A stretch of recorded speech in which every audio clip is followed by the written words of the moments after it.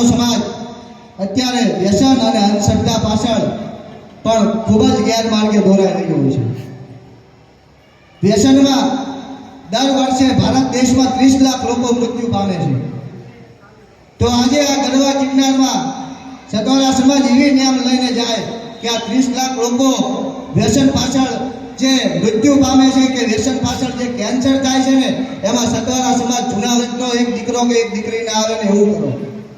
વ્યસન મુક્તિ એ ખાસ જરૂરી છે અને તમને હજુ પણ વ્યસન મૂકવાનું ન માન્યમાં આવતું હોય ને તો એકવાર તમારા પાડોશીમાં કે તમારા કુટુંબમાં કોઈ વ્યક્તિને વ્યસન થયું હોય અને વ્યક્તિ મૃત્યુ પામ્યો હોય ને તો એના કુટુંબના એના દીકરા કે દીકરી કે એના પતિ પત્ની કે જે કોઈ વ્યક્તિ હોય ને એના ઘરે જઈને એની ખબર અંતર પૂછજો.